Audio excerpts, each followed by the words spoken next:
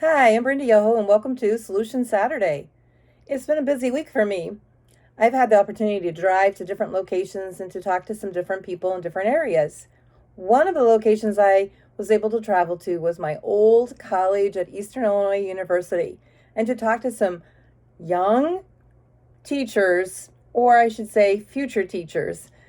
And it was exciting to see them and to be able to share a little bit about my book. And then I also was able to go to visit with some of the people that I'm coaching and mentoring. And that was exciting too, to see their schools and to talk with them as well. One of the questions that was asked of me was of a young soon to be teacher and asking me because she's working in a daycare center. And she wanted to know what advice I had for her as she's working with these young children. And she knows that the environment that they have is not safe at home and what she could do. Now, as teachers and as leaders, we're mandated reporters.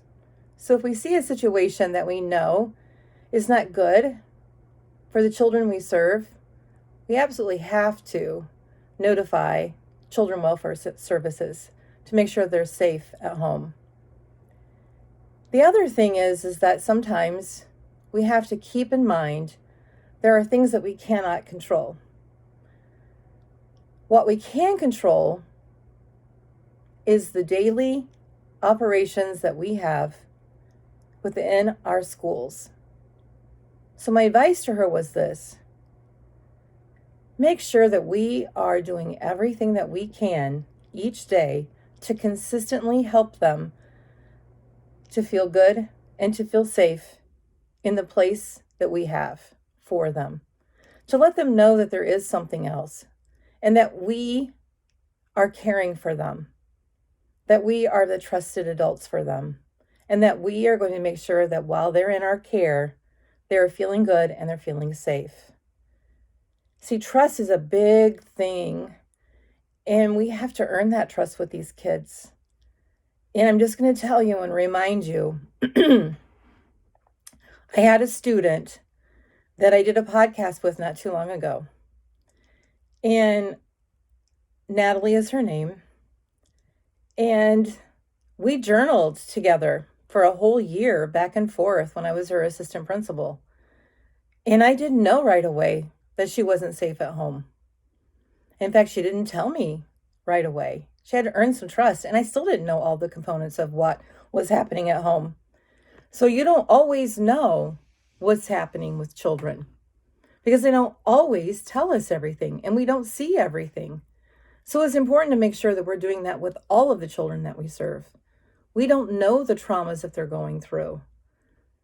So it's important to understand that there is languages that are not said. There are signals that we can't hear. There are things that are going on that we'll never see. Just like in a story that I shared with Eastern Illinois University's students.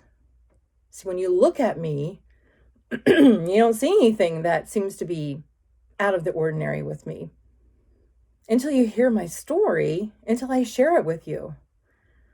And I share my story with you when I trust you, when I'm able to give you that story. You would have no idea the traumas that I've been through. And it's what I want you to understand as a teacher and as a leader. We do not know what we do not know. I know some of my staff members thought that was crazy when I would say that, but it's true. We don't know what we don't know. And it's up to us to get to know our students more and more every day. Because the more they trust us and the more we talk with them, the more they will share. And we should never, ever assume anything. No one would know that I came from a family that did not know how to read. My third grade teacher sure didn't know that when she made me feel not good and not safe.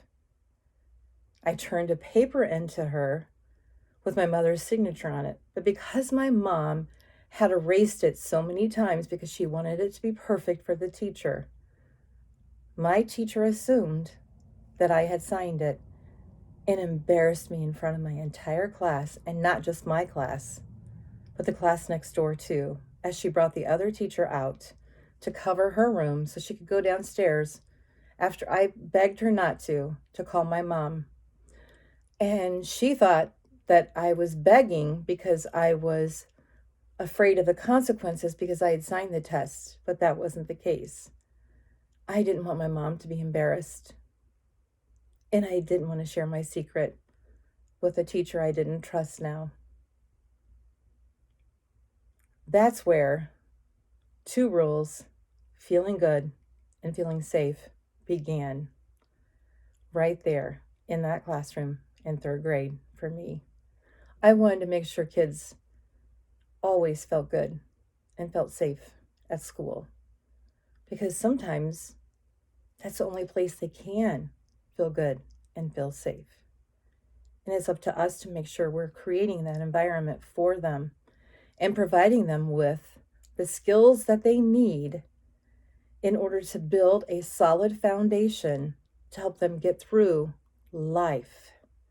Just like my Natalie, I shared daily with her in a journal that she kept all the way through her life, which saved her, she tells me. And I'm thankful for that, because she's a blessing to the world. And just like I'll share with you, I have a traumatic brain injury as a result of a semi crashing into the vehicle my daughter was driving. We all survived.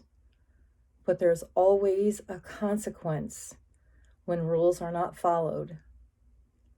And we have to understand that's always going to happen. But we always have choices in life on how we react either emotionally or respond with resilience. And I always fight for people to always respond instead of reacting with emotions. So that's my solution for Saturday, to really focus on building strong relationships with those that you serve.